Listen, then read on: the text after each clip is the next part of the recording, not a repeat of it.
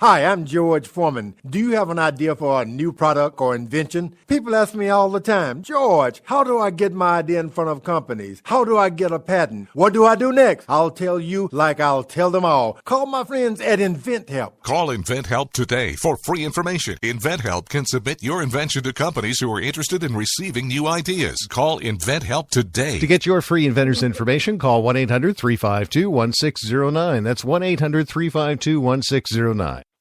If you want to work until you keel over, have less of everything in retirement, or give back more of your hard-earned money to the stock market again, then just ignore me. But if you'd like to protect the money you save, receive a steady, predictable retirement income, and enjoy financial security for as long as you live, then listen to this. You can download a free report that reveals the wealth-building secrets Wall Street and the banks don't want you to know. You'll learn how you can get guaranteed growth, safety, and real prosperity without risking your money in the Wall Street casino, and how to get the money you need when you need it, simply by asking for it. This is the best way to have a 100% secure retirement, and know your money will last as long as you do. To learn more about this method, and to get your free report, go to 52security.com. That's the number 52security.com. 52security.com. Go to 52security.com. Hurt or injured in a car accident? It can be hard to take the proper legal action after a car accident, but waiting can cost you more. The law requires car accident victims to assert claims promptly. You could lose out by simply waiting. Call 800-709-4667 right now to see what your claim could be worth when handled by a skilled attorney. With a lawyer fighting and speaking up for you, you could be entitled to a big cash award. Call 800-709-4667. That's 800-709-4667. Now it's fast and easy to connect with the legal help you need after your car accident. Call 800-709-4667. The call is free, but you need to act now before time runs out on your claim. You need a lawyer to fight for you, protect you, and get you the compensation you need and deserve. Time's wasting. Call 800-709-4667. That's 800-709-4667. Call now. I considered suicide so I wouldn't put my family through all the pain. Many of our warriors are returning home from the battlefield, only to face a new war as they struggle with devastating injuries. At Wounded Warrior Project, we understand. We're there to help. Even though you think you're broken, you're not. It's the physical and the emotional healing that Wounded Warrior Project provides. With a gift of just $19 a month, you can join Wounded Warrior Project. You'll help provide critically needed programs and services that rebuild lives. Beautiful. There you go, buddy. The ongoing needs of our wounded and their families will continue for many years to come. Now is the time to show your support. Call now or go online with your gift of just $19 a month, and we'll send you this Wounded Warrior Project blanket. It made me feel that there's people out there that care about us. After this event, we can finally maybe start to heal as a family and move forward. We need your help. The families are hurting. For many of our wounded heroes, the greatest casualty is being forgotten. That's why your gift of just $19 a month is so important. Please call or go online right now. You shouldn't have to pay to talk to the people closest to you, or the people who used to be. That's why Umbrella Wireless is proud to announce the new Friends, Family, and Recent Ex-Girlfriend plan. Now you'll get unlimited calls to your best buddy, your mom, or Cindy, once she realizes that you're seriously meant for each other and should stop screening your calls. Now the 30 minutes of agonizing silence where you're both afraid to hang up may drain your battery, but it won't drain your wallet.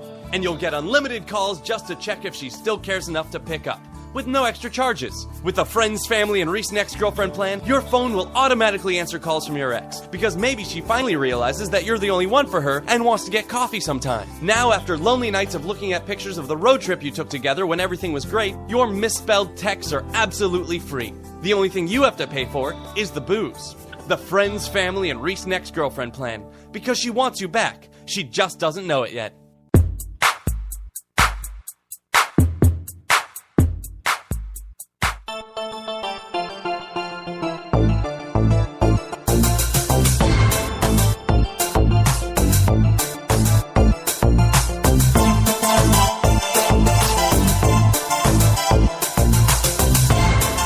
listening to The Rod Eccles Show.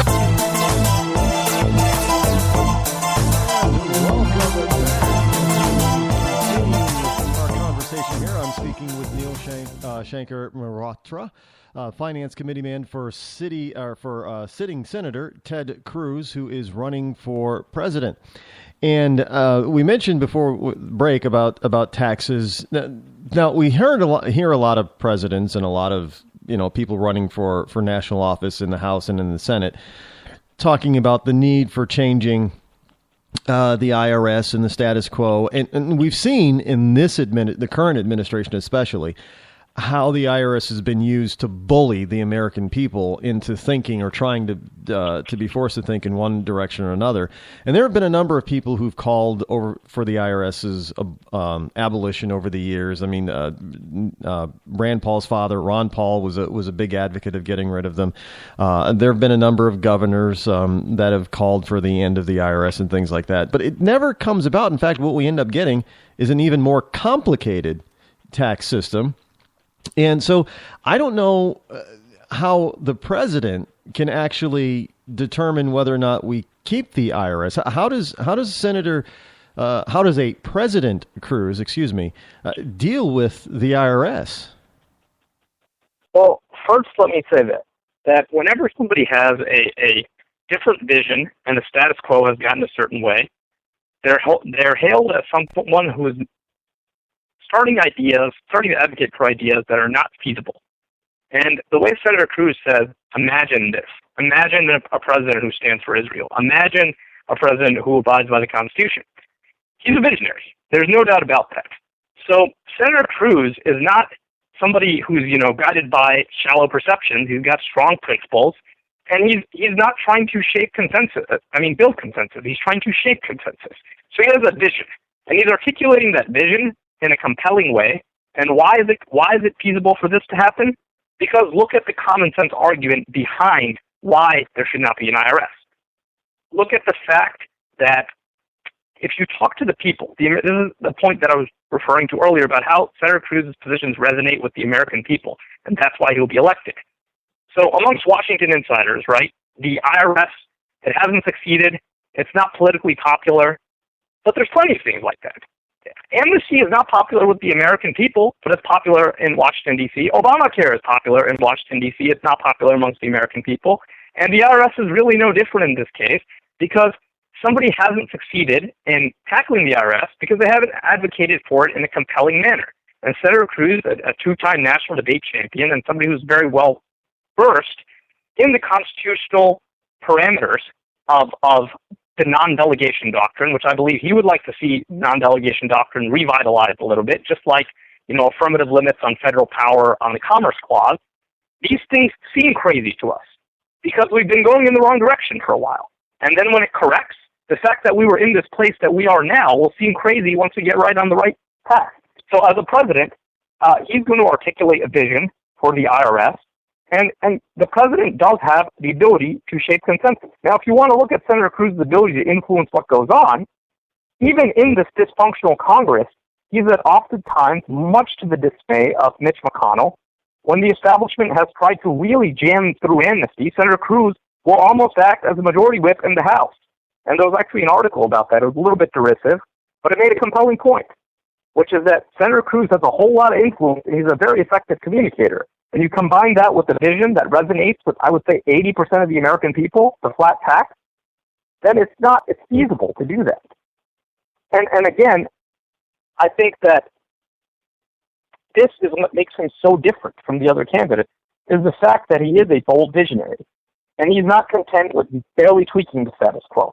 So if you look at Jeb Bush and Hillary Clinton, in many ways, it's really a false dichotomy on the ballot there. It's a distinction without a difference. And both of them are interested in what is feasible in Washington right now and how can I get elected. And neither one of them is interested in what do American people actually want right now and what's the political risk there. And we have a president right now who's been fundraiser in chief and, poller in chief. I just coined that term, but he's always gauging, what different people, what Washington thinks. And so he doesn't have a depth of principle. So I don't think we should be asking ourselves, how has somebody succeeded so far? Because whenever you have an idea that's a vision, and it's a bold vision because it's a break from the status quo, which is what we need. We need a break from the status quo. More of the same is not going to be good. Then people question that vision. And I go back to Dr. Martin Luther King here. And I compare Senator Cruz to Dr. Martin Luther King in one very important way, which is Lyndon B. Johnson and Martin Luther King had a conversation, and Lyndon Johnson was saying, not right now, this voting thing, it can wait a little while. And Martin Luther King didn't believe that. He said, no, it can't, because the time is always right to do what is right. And that is what sets Senator Cruz apart. And that is going to resonate with the American people. Now once Senator Cruz goes and communicates that message to the American people directly, and they elect him, they're likely going to elect some new people in Congress along with him. You mentioned earlier about the national scene and how Senator Cruz has international experience. He's got foreign policy experience in dealing with that kind of thing because, senators, especially depending on the committee that they may be serving on, really do have their finger on the pulse as far as what's going on in the world. And I'm sure you've heard by now that the current president said earlier this week that we are now the most respected nation on the planet again. I don't know where he's getting that from. But and he also said that Cruz was talking about when he was asked that really stupid lamestream media question about knowing what we know now, would you still go into Iraq? Well, now that we see what's happening going on in the Middle East is on fire. Everybody understands that isn't a total nut job. Fully understands that the Middle East is on fire, and that the Middle East is a key point to the entire planet. That what happens in the Middle East has the potential to draw the entire world into another world war. And this whole notion of not standing with Israel or standing with Israel, and we can see that now, countries like Saudi Arabia and Egypt are kind of standing with Israel against Iran. How would Senator Cruz deal with that hot spot? I mean, there's no place on the planet that's hotter right now. And, if you want to talk about World War II and how that got started, we're kind of seeing a repeat. So is it time to really have as a former president once said, speak softly but carry a big stick? Or is it time to just sort of cut our losses and leave that area alone and only just support Israel? Can you repeat the last part of the question? Would it all right, I'll simplify it. Would it be better?